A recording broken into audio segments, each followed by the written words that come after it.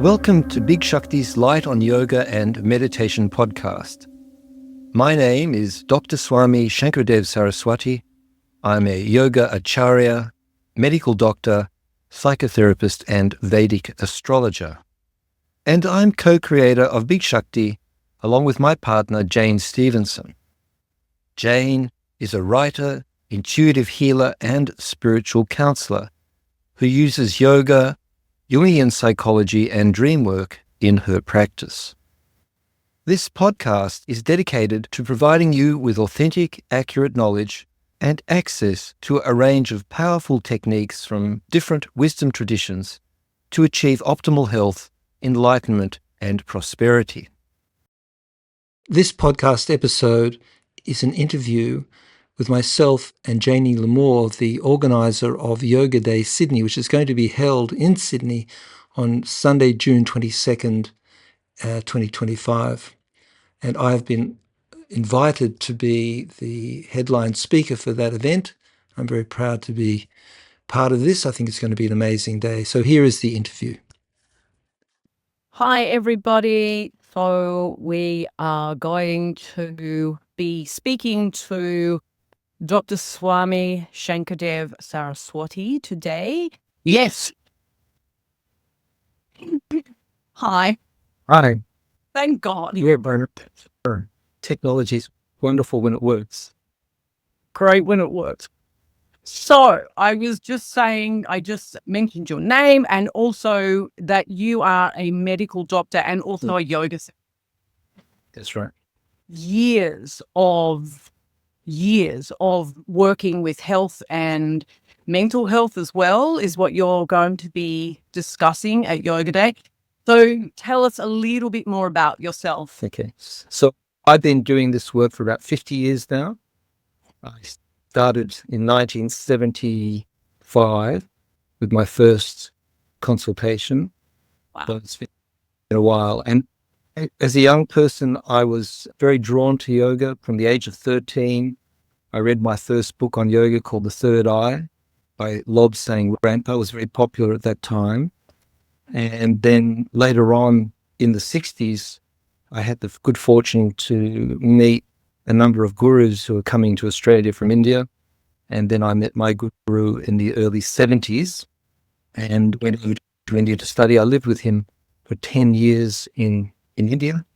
And then I came back to the West and developed my medical practice and it's yoga therapy practice. Basically, all my work is yoga therapy. I do only 1 hour consultations with people and I focus on mainly the psycho-spiritual levels because I think asana is so available now. So I do feel I can refer people for asana work to a lot of great yoga teachers around the area. But in my own practice, I work with quite a range of chronic physical and medical conditions. And so I do a lot of one-on-one work and hopefully combine that with a group class or something like that. And so my main focus has been yoga psychology, yoga psychotherapy, and spiritual evolution. How do we understand mental illness from a larger sacred framework? How do we see what we're going through from a more soul perspective rather than from a purely clinical perspective? Of course, the clinical work is very important because suffering has to be reduced as much as possible. But once we get things balanced through whatever methods we need, it can be cognitive behavioral work, it can be sometimes medication or herbs or lifestyle change or whatever is required, then we can move into sort of deeper work with people who are interested to do that. So that's basically my approach to combining Eastern and Western methods. I'm very keen on this yoga of medicine, which we combine the best of all these different worlds. Amazing, amazing. And I was looking through your website the other day and I encourage everyone to go to bigshakti.com and the amount of, you've got podcasts, you have a blog, there's so much on this website. It's amazing.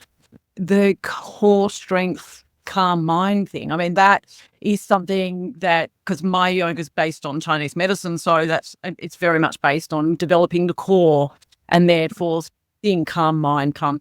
So tell me a little bit about your approach with that. I was lucky to work with a number of different teachers from a number of different traditions. So I actually did a lot of study with a Qigong master. And so I was very interested in understanding the differences or the universal elements within Indian and Chinese traditions and Tibetan traditions as well. And so the core strength, calm mind approach is about grounding and alignment and pulsation. And from an Ayurvedic perspective, mental illness is often disturbance of the air and space element, which is not part of the Chinese system. They have different elemental ways of describing the elements. But in the Ayurvedic system, we think of it as a kind of very subtle disturbance. And so grounding is a very important part of bringing people out of the head or out of their feeling states back into their body, back into the ground. So we develop the ability to feel the earth. We work with the breath in the lower jiao, as you would call it in Chinese systems. And we align that with, we bring that into relationship with the other chakras in particular. We work with chakras a lot. So we might work with the heart chakra to restore feeling, the capacity for feeling function, because a lot of people with psychological issues suffer from anxiety and depression or trauma. And this creates a very toxic feeling state. So what we have to do is kind of purify as much of that feeling as we can. The toxic negative feelings, the destructive feelings, we have to try to reduce those and build the capacity to generate positive feelings and to restore that feeling function. So we might bring the earth element into relationship with the heart space, or we work very much with the third eye, of course, which is a very important way of bringing a concentration, a point of concentration that would all the various components of the mind into relationship around a center. So grounding, centering, these are very important concepts in healing. The alignment, we align different forces within the body. For example, the belly, the fire element in the belly, we want that power element to be there. So we want people to feel strong and vital and to have courage. And we might link that to the heart space. So we align the belly and the heart. And so you then have the best of both worlds.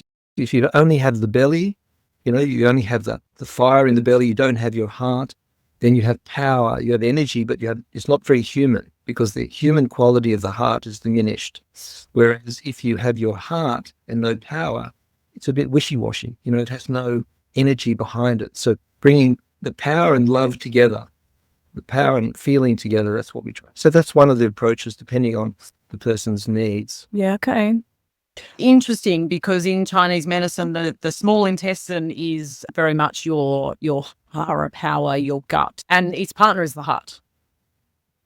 So the heart and the small intestine, they're the fire element, but they're partners.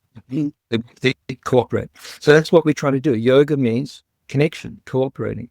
So we bring things back into alignment and harmony as much as possible. And often just allowing the body's intelligence to operate. When you restore a relationship between various parts of yourself, your innate intelligence in the deeper mind will guide you, as to what you feel is right for you. So part of what we do in this approach that I'm using is very much to make people autonomous, empowered. They bring a lot of wisdom with them. They bring a soul wound, or they bring life challenges with them.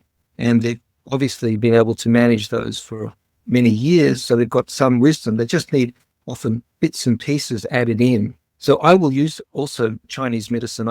I refer often to acupuncture and Chinese herbalism as a part of supporting purification and restoring harmony between the different parts of it. Okay. How do you approach someone who is really in their head, that doesn't, sort of does not know how to drop into their body to feel, how would you go about that? Absolutely. Well, it depends, of course, on what's causing that blockage. There are several common parts of the body that we cut off. We cut off and disconnect the head from the heart, also the diaphragm, so the heart from the belly, because power is hard. So, a lot of people have trouble with the concept of power. Someone's very much in their head, then the grounding alignment pulsation work is very important. And there is another technique that I find is probably the most useful in dealing with this kind of issue. And I'm going to be teaching that, or I'm going to be demonstrating it and giving people an introduction to that technique on the yoga day. Right. And that is to use the breath and a mantra to move between the navel and the throat. You create a tube and you breathe in, and you feel like as you breathe in, you're pulling chi or prana up through that tube. So you're charging the body here. See, the head's always active. The head chakra is always active. But the key is, how do we bring the heart back into relationship with the head? Because the heart is very tender and it's often the place that's most wounded. So we bring energy and a mantra and say some visualizations to a psychic passage. We call it a psychic passage. We use a psychic breath. We call it ujjayi in Sanskrit. It's a psychic sound, a mantra in a psychic passage. And that tends to purify. It's like a churning of the mind. It purifies a lot of the things that are blocking. It brings the person's attention back into the body in a very grounded, somatic way. So they don't have to think anymore. And they just, over time, depending on how much time is required, because everybody's different, depends on the wound. But over time, this tends to restore balance. And that's part of an overall approach. We have many different components depending on what's required. Obviously, one of the things that we face in the world today is a loss of feeling, a loss of empathy, a loss of heart, a loss of compassion. We shut down under trauma. We shut down under the stresses of life. And what's going on in the world today is a lot to hold. So how do we get through the day? So one of the ways you do that is to shut down our feeling function and try to think and rationalize. And, well, what do I do? What's going to happen next? And we lose our connection back to intuition, into feeling, to the inner wisdom that we all possess. So a big part of this is then connecting back into the psyche, into the deep mind and the spirit, because the spirit is the essence. And ultimately, all of this revolves around consciousness. What is consciousness? What is that power that we have to know, to see, to perceive everything, to experience?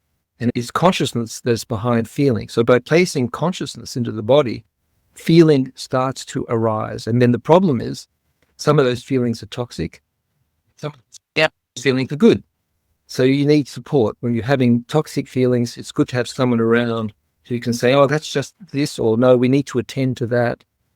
You have that therapeutic relationship. Right. Okay. And what about developing, which is obviously related to intuition? So what's your number one or quickest way, I would say, to develop the third eye? Okay, the quickest way is to use a mantra and to chant a mantra and focus that mantra at the eyebrow center so that you bring your attention there, you bring consciousness to that part of you. All meditation that cultivates self-awareness will activate the third eye. The third eye is the master chakra that governs all the other chakras. It's the mind, it's the coordinator for the 5 elements that rest in the chakras below.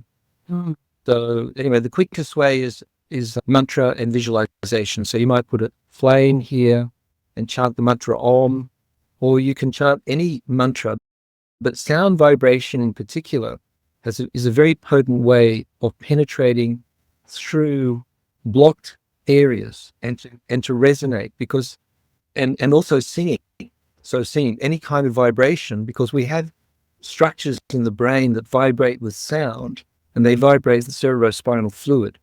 And that's why sound, which is in our, we make the sounds here, they vibrate through the skull, and that tends to work on the, stimulates the brain. It's a deep sensory experience. So sound is very potent. Yeah. But mantra, psychic sound, is another level of potency. We say it's 1,000 times more powerful than audible sound. In yeah. Wow. Well, I can't wait. So you have the longest session at Yoga Day, which is an hour. I don't know if you're going to fit everything in. When I was younger, I had trouble. I was very phobic about public speaking. and someone fixed me, and now it's hard to stop.